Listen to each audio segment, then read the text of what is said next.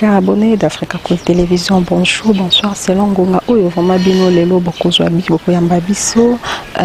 Merci na abonné na biso baza disséminé de par le monde entier, na Poto, na Kinshasa, na Afrique, na Amérique, na États-Unis, na 5 continents nyonso vraiment pe awa na kati ya mboka mokonzi Kinshasa, na intérieur ya mboka na Mbujimai, na Congo central, na Kisangani bino nyonso topisi bino mbote na kombo na Yesu.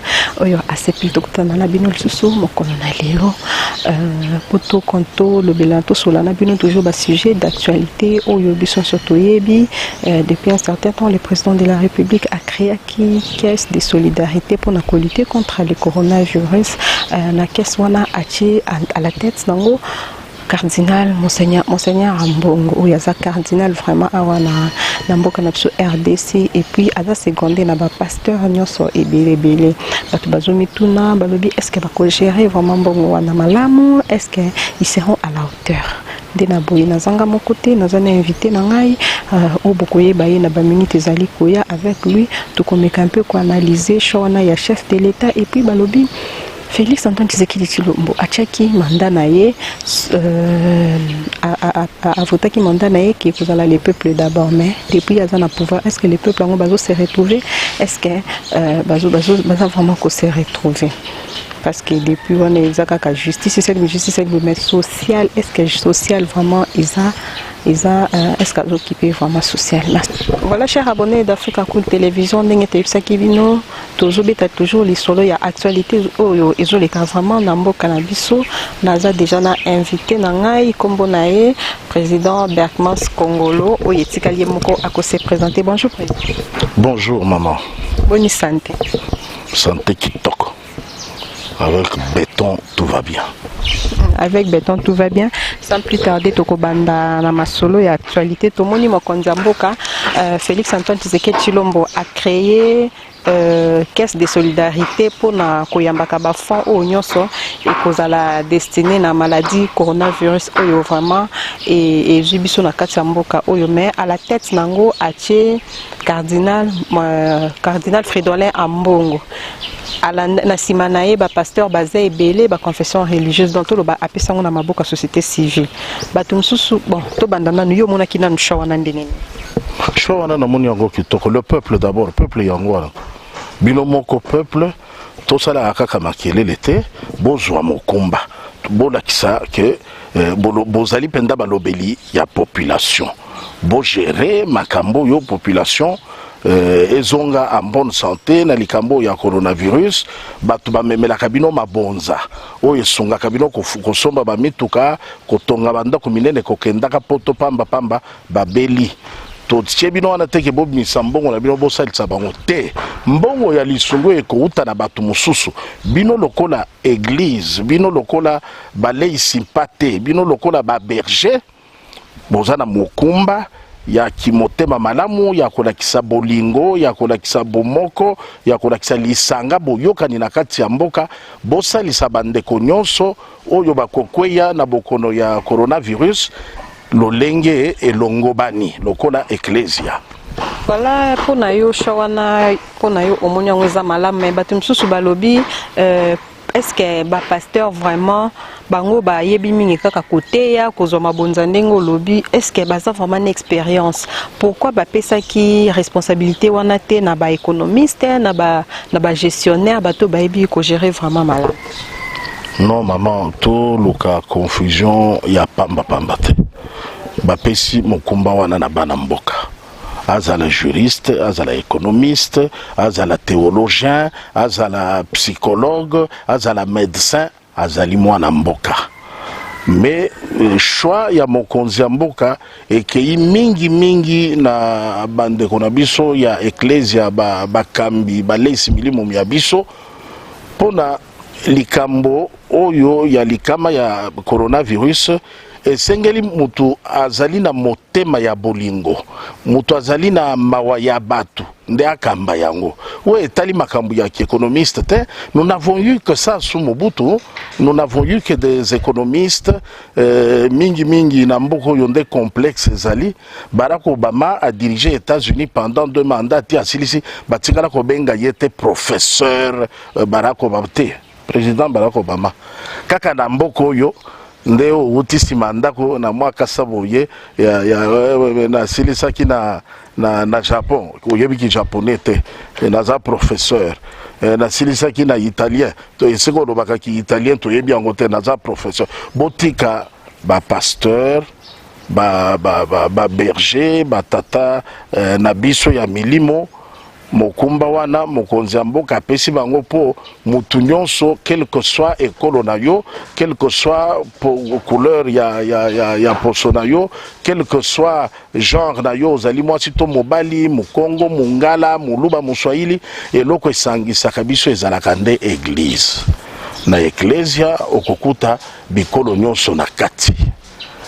Mais pas ya ba économiste, juriste, boye c'est vrai okokipe kokuta toujours batu nyonso kuna, mais awa ezali mingi likambo litali charité, likambo etali prédisposition à la bienfaisance, donc mutu azali déjà na ba disposition ya koyokela batu mawa, ya kosunga batu, ya kosalisa bango comme vocation na ye.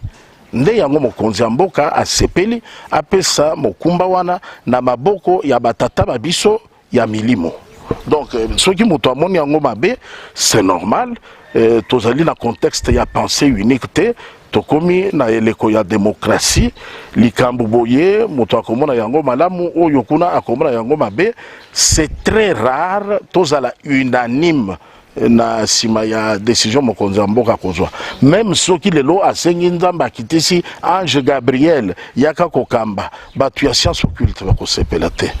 Soka lelo azwi nganga munene muto asalaka marabu munene penda baye na ye batu nyonso pe bakosepela te parce que bana nzambe bakosilika. Quelque part ce qui est important batie batu wana te pona ba imposer batu ya maladie ya coronavirus foi na bango te, ezali pona ba mema ti omboka bango lisungi oyo ekouta na bandeko bayeba kosalisa mboka na biso. Voilà, président, côté msusu balobi création ya structure wana eza kobakisa susu ba dépense parce que bato yo batie bango wana ekoluka o bafuta bango ekoluka ba installer bango ba bureau déplacement et tout pendant que ministère ya santé baza déjà wana pona yo moni idée on ndeni balobi ke eza kobakisa susu dépense sur dépense. Kasi bazo travailler en synergie na ministère ya santé. Bazo en synergie na ministère ya santé. Ministère ya santé ezali ya ba spécialiste batoyo ba yekoli ndenge nini kobikisa bokono ya nanzela ya kisi ya mundele. Nde ministère ya santé. Nzoka bokono ya coronavirus ezali na 3 dimensions. C'est vrai, ils ont une dimension, ils ont laboratoire, examen, test et tout ça. On est allé mondele. Ils ont un aspect thérapeutique, aspect curatif. Oui, sengeli kopesa mutu sikoyo kisi po abika. Kisi wana ezala kaka ya mondele te, ya biso pe batu mwindo ezali ekoki pe kosunga. Dimension ya misatu ezali mental, la psychologie ya mutu abeli bokono wana. Ozomona ba spectacle mususu ezo salema ezali inacceptable. Pour ba tester mutu température eza soki 39 modèle bakosa l'alerte police baye ambulance ye bancercler quartier bazola kisa mutuana kuna coronavirus ezali comme si c'est une fatalité le fait que mutu température emati akeika kakokufa bakomi kotala bino na quartier comme si bino nde bomemili wana quartier eloko wana na psychologie stigmatisation wana ezosala te na mutu yango abeli bokono ye moko amimoni neti azali susu na droit ya kovivre te yende mutu akokufa ya liboso akokufa akomi déstabiliser moralement moyen résister moyen ya kopesa toli moyen ya koconsoler résistance ya liboso ezalaka nanu mental. On peut n'importe quelle maladie, mais le fait que on a en confiance na yo moko nanu on peut résister. résistance mentale, stabilité psychologique exacte, wana nde komona ba maladie psychosomatique oyo ba pasteur baganga ka pour na moto oyo azangi confiance en lui-même, il reprend confiance en lui balobi babikisiye. Wana ezali ba maladie psychosomatique. Cet aspect-là ezosenga pe ezala prise en charge. Alors nde mokonzi ya mboka Bomo Christou à Longobani. Ce pays a de la chance. On a pour la première fois un chef de l'État qui crie haut et fort le nom de Jésus-Christ. Un président de la République qui reconnaît que l'histoire de la foi a un rapport étroit avec la Terre Sainte, publiquement, à la face du monde. Bongo Boya, Bino Batuya Baloge. Non, il n'avait pas stigmatisé, il n'avait pas allé à la merde. Donc, les Kamboyo, Chamo Konziambo Kasali, et Zali a Tobé Tamaboko, Kombo ya Yesu et Tombouama, nous sommes un état laïque, c'est vrai, mais notre histoire est basée sur la foi. Tozaba tuya boyambi, toyebi ke nzambe azali nkolo asungaka na minoko nyonso ki Congo, Swahili, Lingala, Chiluba, nzambe azali tabolingo. Donc, Mozali Siwalikolo na se kondi mabongo ezali lisumote ezali kokomi samboka un état chrétien ou non un état laïque, mais ce qui revient de droit oyo esengeli profil ya moto akokamba ezala moto yo ayebi kokamba bato amesala kokamba souvent ba pasteur ba intervenaka na makambo ebele tomonaka bango leur tozo baza na télévision bazoteya bato wana bakotisa kimia na mabote ebele basunga bamabale ebele basalaka bolamu déjà ebele na nzela wana. C'est pourquoi le chef de l'État a moniqué Bango Nde et Bongi Basala Moussala wana. Voilà mon amboka Jean Bergmans to basculer côté à traitement il y a maladie wana coronavirus to monaki na Madagascar il y a de cela quelques jours balobi ba découvrir qu'ici il y a coronavirus et puis muto a découvrir qu'ici wana azana ni un Congolais. Alors, tout le monde qui est président de la République a bengi mokonzi à Madagascar par vidéoconférence pour nous féliciter. Et tout ça quand même fier que mon ambokande a découvert qu'ici wana. Mais wana biso moko. Tout le monde déjà chercheur rebellé 2 ou 3 si je ne me trompe pas. Tout le monde moi namboka docteur Vangu ayakina proposition na ba prendre en considération te. Tout le monde moi namboka oya sala kisi manadia ayepena kisi mana Covid si je ne me trompe pas. Baja en considération te docteur Msusu Kombo na kimingai. Est-ce qu'on peut dire que nul n'est prophète chez soi? Attention, quoi affirmer déjà que basé en considération c'est grave. Non, moto apesi résultat, il y a recherche naïe.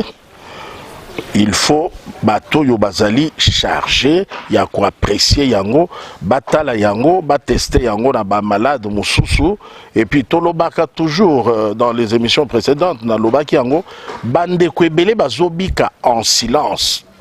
Po ba beteli bango piololote to mona ba ambulance ba croix rouge ba policier et ye côté le mana quartier te coronavirus non mo obosani docteur moko yazopeki si coronavirus ezalingai na yebisa ki la fois passé awa na pesa ki recette na ngai oui encore rappeler tozui bicalyptus tozui te makasa te baposo ya nzeta mamba ya manga tozui lumba okosangisa ngona mwatanga wisi moke otokisi wana ezali pona inhalation kopema mupepe wana ekota ya mibale après ko inale bongo okozwa bulukutu citron citronnelle natanga wisi otokisi ndeti melaka kaka ti wana ata 6 fois par jour yango eza komela avec modération te okozala no pepele muto ya kosakane lote covid-19 oyo ndeko wana oyake oyoki kaka ndenge tozo so ina zala kapena Madagascar ndenga inde ba misaki parce on a le binil n'est prophète chez soi non biso tozali ba prophète bande ko ebele bazobika en silence ici toyeko sutuka coronavirus c'est le cas qui kala soko otali bien en novembre décembre épidémie wana ezalaki awa bato ebele basali kosu grippe rhume okomona boye ndako mobimba fièvre ezomata ekitaka te baki hôpital balobi eza typhoïde na malaria mais bato balanda traitement kaka ya malaria ya pamba mwa baantibiotique wana bazopesa mpe mpona prétendument typhoïde bato babika awa babandi kosala makelele apologie ya coronavirus panique yake mundele nde ezoboma bato mais déjà modèle balobelaki eloko wana on dirait que les royaux à partir ya premier cas nde toza ata déjà na ba 48 000 cas mais eraté mpona eraté parce que ekuta na terrain bato balenda na ndenge ya blague te corona oyo bato bazokende kuna eza bato oyo bamesana okomona mwa mosisa ya kingo esali boye ye wana na avion ake Bruxelles ake Suisse ake France mais biso tokola na mboka biso tokola na mboka na ba village wana penda makasi ezali banzete ezali ola tala ndenge tolenda ba santé oyo boye eza ya blague te eza ya biloko na bilo ya chambre froide te tokola penda na mboka na pondo ezanga mafuta ezanga mungwa tala ndenge eleisa ndoto yango donc ndeko oyo azwi kisi na Madagascar auti Congo kaka ndenge kana zobetel solo boye oyo nyonso wana babimisi kaka ndenge na pesi boye ebele pe basala kango déjà bazobika ba miyebela na bango yango. Alors le fait il y a comme ma recette wana koloba nazwi kisi officiellement ezosala ozwi kaka makasa obiso nyonso toyebi peut-être osali yango jus osali yango ti osali yango substance ya ko inhaler c'est tout ce qu'il y a mais bazwi yango en compte tozela nano parce que responsable il y a comité de riposte docteur Jean-Jacques Mouyembe alobaki que d'ici le mois de mai, résultat définitif est comme on a. Et puis mon konzamboka oazolandela likambwana il est le plus confiant des chefs d'État leur azolo balikambo coronavirus. Yepe mwana mboka. A kota bazamba ti azawana ti bomona kaye wana. Mettons à côté bazamba donc misisa yebi yango ba poso yebi yango makasa yebi yango donc ezali kambu moko ko décourager baninga te koloba non oyo yena recette na yeba boyi ko zonko TTT bayambi yango bazo étudier ba comparer na ba recette ya baninga mususu RDC toujours au devant de la scène omoni bande ko ya OMS basumbi na nganda. Parce que ndeko yo congolais de la République démocratique, il y a son excellence Félix Antoine Tshisekedi Tshilombo. Tokomina et le Congo ya bikamwa, c'est le Congo au devant de la scène. Na Madagascar qui si congolais. Oyoka partout yoko yoka lisolo zobeta maya kobika makambo ya coronavirus congolais za na katiwana. On a en Italie une infirmière d'ailleurs originaire du Kassai yepe kuna azo traité vraiment la casse. Ngongango c'est belé makite mama na lobi eleko ya nzambe ekoki ndeko ya keko misakisi na Madagascar c'est normal alongwa mboka kala ayebite makambo etikali koleka na sima na ye depuis avènement ya fachi atikala ko ya wate. C'est comme ça que comme toujours congolais adalaka toujours mutumoko na esprit ya kosunga baninga ya kosalisa batu kozala préoccupé du bien-être commun ndake kokota makambo wana pona kosunga bandeko ya Madagascar.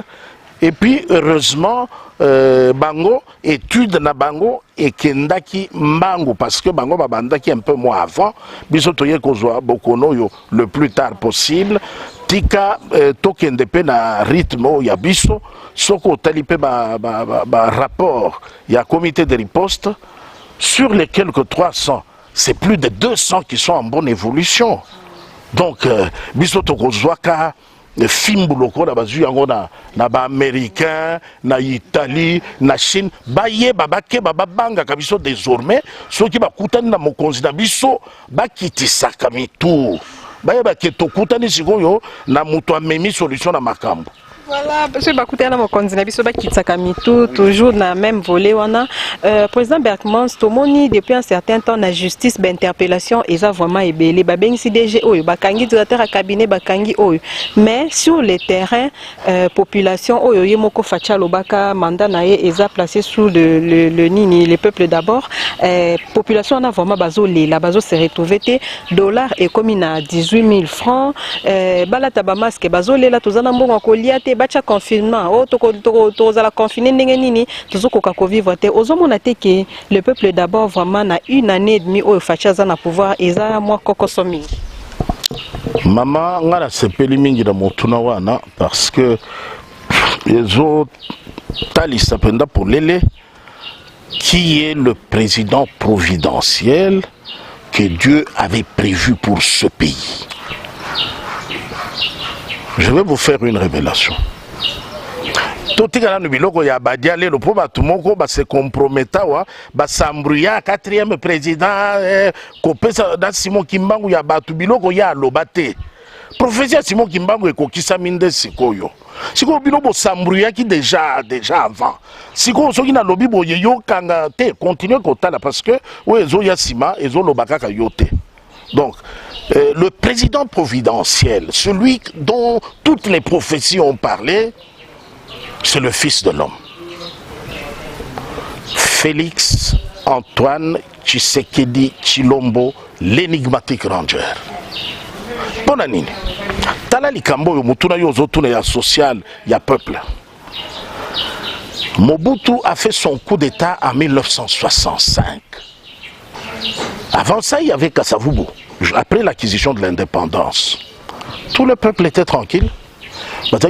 Parce que Fimbu ya Mundele, est-ce que Kotika, To et Kokoba, bon, il se fait que Kasavubu était entre le marteau et l'enclume, à couteau tiré avec le grand Kasai Patrice Emery Lumumba. Et bon, Mbutuana, Mobutu a profité à sali coup d'état naïe. Mobutu a sali coup d'état à l'obéi à Zongi Siko Nesega ya Mutako Beta Batufimbu. Soki Mundela Zayi Kokata Maboko a Zobeta Fimbu Yako Banda Kokata Mutu. Sinon, place de martyrs, c'est une honte. On en parle comme ça à cause de la barbarie, de la sauvagerie. Les gens n'ont pas parlé du social. Il dansait, il chantait, et même les professeurs d'université, Makanda Kabobi, avec la réputation d'être l'université. Regardez les gens qui étaient là. Bino Banaya, Bino Batatana, Bino Batangi Sala Makanda Kabobi. Oh, Yobakoma va livre, et Zalakatilelo. Bokoyo Kata solité, l'air Bolobakamakamba politique. Alors, social, et Zalaki, Okokuta, un animateur politique, est plus respecté qu'un enseignant. Soko Zali, chef du groupe d'animation politique, ou l'équipe professeur. Comme ça, tous les professeurs étaient là. Nous chanterons et nous danserons. Pour... Seigneur, Dialelo. Dialelo. Mais virus wana Dialelo bato bakoko na bango babina mingi bazo continuer yango tilelo tala na ba média mosusu bazo ko kotika Dialelo te. Alors Mobutu accueilli. Personne n'a osé lever son petit doigt pour le banayer social et la population. Pourtant, le slogan est ici là. Retroussons le manche. Plus rien ne sera comme avant. Tout doit changer, tout va changer. Et là, comme mon côté, Musée Kabila Aye Koya. Musée Aye. Na groupe ya bato yo wendo koloso aye ko benga après que c'était les nyanga na kata leur sphinx ayebisaye bato bandeko basungi biso ozimboka ba pesa facture to futa bazonge pa na bango non ce sont des Congolais leur ba yeko pakata mbangwa wa la nuit du 1er au 2 août 98 nde muze aye ko kamwa yepa lobi oh. Mais ceux qui fuient, ce sont les Rwandais. Vous êtes des ministres ici. Bozo Kimanini. Malheureusement, Tozomo na bango bazongi, basila soni. Bon, Tokozongi la baka. Tokobete le solo un jour, mususu, ponga na bango toza la fara. À la fin, Joseph Kabila yé. Joseph Kabila yé, on n'a pas parlé de la population, baloba sociale. Qu'est-ce que Joseph Kabila n'a pas fait? Joseph Kabila a somba ba tracteur. Toyebi ndenge suka te et comment komema ba brique na ba chanter abatu ba ngulu mususu ekanga ba ruille na ba résidence ya ba gouverneur. Production zéro. Kamata plus de 200 millions de dollars. Matata ponyo bukanga lonzo. J'encourage vivement le procureur Nayoka Kike Matata Babengia Yako justifier le pardon bongo na biso biso ba contribuable biso yeyo aya tatawa na ya toyeba mbongo ekeyi wapi parce que aya soki pe olingi to betel solongo po boye na yako fongola ba chapitre mususu benda ba solo milai. Mais je dis que j'ai fait la révélation, le président dont toutes les professions ont parlé dans ce pays, c'est l'énigmatique Ranger. Pourquoi? Il vient à dire vrai, il n'a pas 24 mois au pouvoir. Mais ma revendication, il y a population. Attente, il y a population. Il y a communauté internationale. Il y a Union africaine. Et Zali, attente, Oyo, il faut... Bassenga, on a président Oyo, ça, Salataba, 15 ans de pouvoir. Pourquoi Fachi peut prendre le pouvoir aujourd'hui? Après 3 mois, peuple Balingi, on a déjà résultat, parce qu'il vient de la part de Dieu. Vous avez raison d'attendre de lui de grandes choses, parce qu'il va les réaliser. Mais ça ne sera pas comme un gâteau sur un plateau. C'est une bataille. Bataille contre les antivaleurs. Bataille contre Batoyo Yamutema Mabe Bazo agir net pesanteur Balingite à réussir. Talali Kambo ya gratuité de l'enseignement. Gratuité de l'enseignement, de Komatata Poigno a signé naye à Kosiba étudiant que Yenda Banda qui les Kambo gratuité de l'enseignement. De Komatata Limbisa, Lokuta Naina Lingakate. Koko Selsumbala Simabongote. Alors, et puis c'est une antivaleur. C'est le coordonnateur national de la dynamique pour l'éveil de la conscience patriotique qui te parle. Donc, le Mobundi Yaba antivaleur. Yagana Mtoko Sitiko Samba Makambo Yabukangalonzo, Nde Nakosenga To Solola, ou expliquer si on a détail na peuple, Ndengeni Nyo Sala gratuité de l'enseignement. Donc, l'énigmatique Ranger, on attend de lui que tous les salaires soient améliorés. Et que tous les retraités jouissent de leurs droits, que la justice devienne effectivement indépendante, que l'armée et la police soient dignement traitées, que les infrastructures soient réhabilitées. Dans 24 mois, c'est ça ce qu'on attend de l'énigmatique Ranger. Mais Moutouyandengewana, Oyoye contre toute attente. Qui attendait Félix Tshisekedi à la tête de ce pays quand on connaît tous les complots qu'il y a eu ici? Moi j'ai vu l'honorable Ramazani Chadari se battre comme pas possible, monter, descendre, prier Dieu, même publiquement se faire imposer des mains. Courage, courage. Maintenant il faut accepter le verdict de Dieu. Tout le monde a compétit en s'appuyant sur Dieu, sur les partenaires, sur les moyens. Mais il fallait un seul président. La providence divine, la volonté du peuple se sont rencontrées. En la personne de l'énigmatique Ranger, Félix Antoine Tshisekedi Tshilombo. Contre tout ce qu'on connaît, hein, Bino Seko, Bino Bokozaka Bokonzite. Aujourd'hui, attendez de nous vos droits. Déjà, on traque les corrupteurs et les corrompus, on traque les magistrats récalcitrants. L'armée et la police sont en train d'être réhabilités. Passez, jeter un coup d'œil au camp Tchachi, c'était pratiquement une poubelle publique, mais aujourd'hui, essayez de passer par là, vous allez voir. Le palais présidentiel de l'Ancélé qui était en délabrement, qui était d'ailleurs abandonné, voyez un peu ce que ça fait. Heureusement aujourd'hui, nous bénéficions de retombées des différents déplacements effectués par son Excellence, Monsieur le Président de la République. Ceux qui voyaient en cela un mal, s'il n'avait pas bougé avec cette pandémie de coronavirus, cet homme reçoit l'inspiration de Dieu.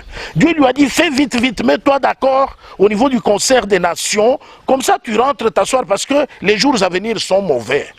Mais il a gardé cette prophétie, il ne l'a pas partagée avec le peuple, du moins verbalement, sauf par les actes. On a vu que dès le début, lui pressentait déjà quelque chose, il devait faire rapidement, et maintenant, il est là à notre disposition. Venez auditer mon cabinet, dis-moi qu'est-ce qui s'est passé dans ce pays pendant les 5 dernières années. Et... malgré tout ça, peuple, on est là. Très bien, peuple... à Bandi Kolela, il y a moins de 24 mois. Parce qu'il y a peuple Bandi na Fachite. Et Sengo, il y a peuple ndezo banda na Fachi. Azaki espoir makasi pour le peuple. Toko le bapé qui revendication c'est parce que bâti là qui est bon. Est-ce que revendication na toko bengango et ko bimande une sorte il y a déception parce que bâti qui espoir makasi na Fachi mais oyo babanda ko zelela naye c'est pas ça. Non non non non attention kolobate au passé azaki espoir. Non non non. C'est le seul, l'unique espoir du peuple de ce pays, de l'Afrique, c'est l'énigmatique Ranger. Ce qui s'est passé en réalité, peuple Tikana Loba, Atako Yemoko Alinga Korobate. Normalement, la transparence. Ce qui est président de la République, Yassika Aye. Président ancien Atiki Ebonga. À l'issue, il y a remise et reprise.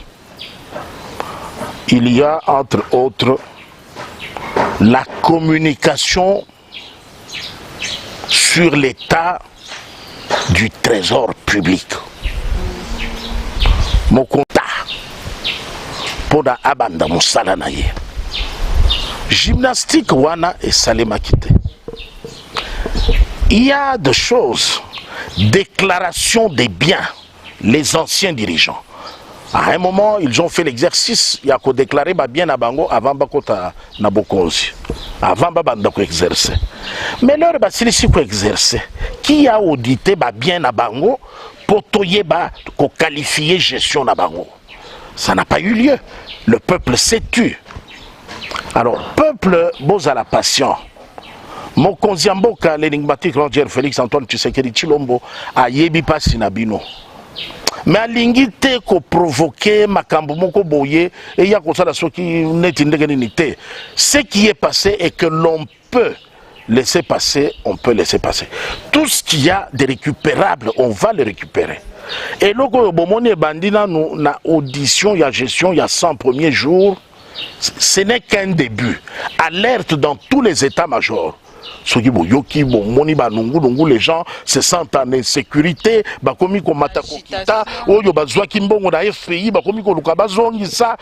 c'est parce que nos confrères, Congo balobaka qui salume banda. Donc le chef de l'État continue à incarner les espoirs du peuple.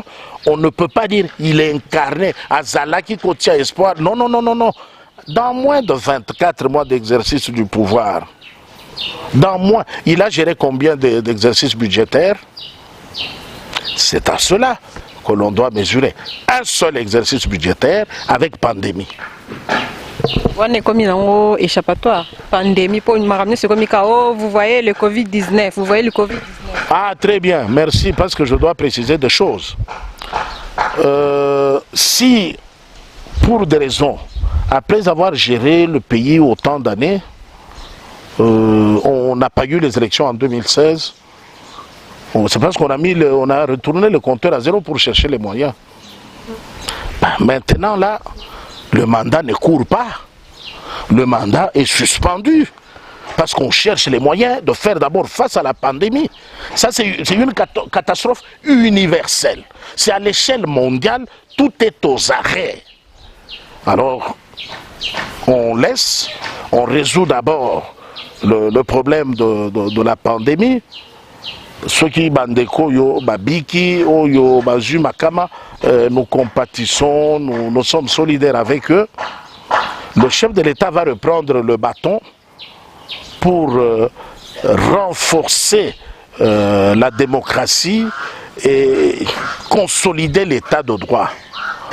Consolider l'état de droit. Nde yango ekopesa batu balia, bamela, bafutama, basala mosala. On ne reste pas chez soi les bras croisés et attendre que Fachi vienne jeter du pain. Fachi n'est pas un faiseur de miracles. Fachi, son problème, c'est d'imposer les textes, les règles d'une bonne gestion. Et puis ça va recette, il y a bien, parce que ma recette, on a affecté yango pour le peuple et qu'on a bien à côté pour ses copains, pour son club d'amis. Lui, bon, on ne va pas parler des collaborateurs. Hein. Lui n'a pas encore dit combien de collaborateurs il voulait pour transformer l'avenir du pays. Non, Fachi travaille en fonction de tout le peuple. Il veut que tout le monde quitte la médiocrité, abandonne les antivaleurs et participe au développement du pays. Le peuple, vous ne pouvez pas vous lasser. Vous avez enduré des décennies et des décennies avec les médiocres, et quand un envoyé de Dieu arrive, même pas encore 2 ans, et puis madame, non,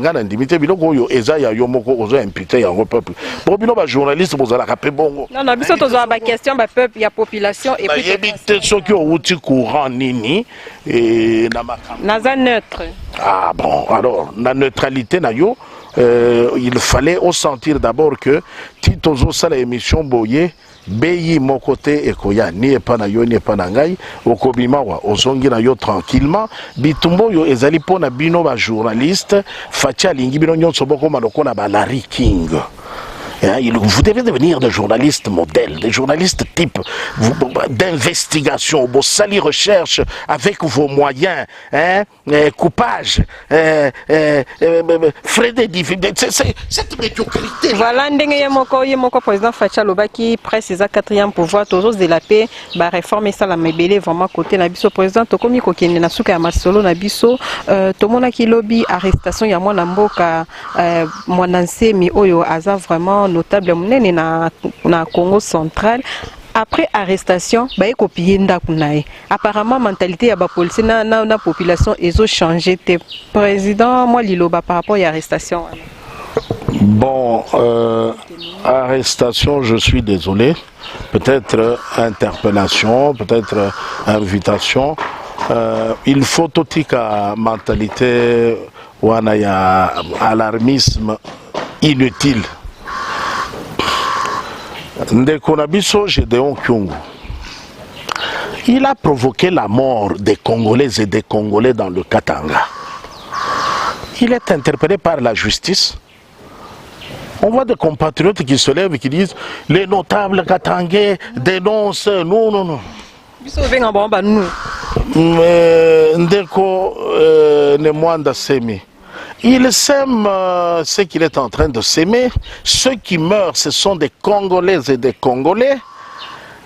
On a estimé que le temps qu'il a passé lors de sa première arrestation, ça peut avoir impacté sur son fonctionnement harmonieux mental. Bon, on va vérifier un peu si tout se passe bien.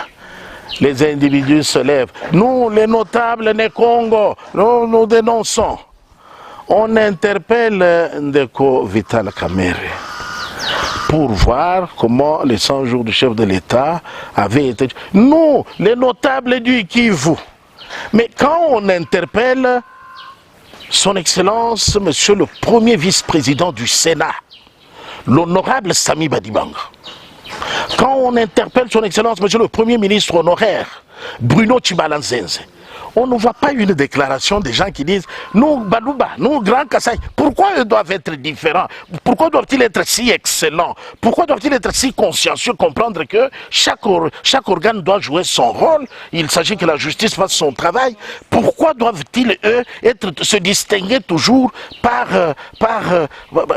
trop d'intelligence, trop de neutralité, trop de sens nationaliste?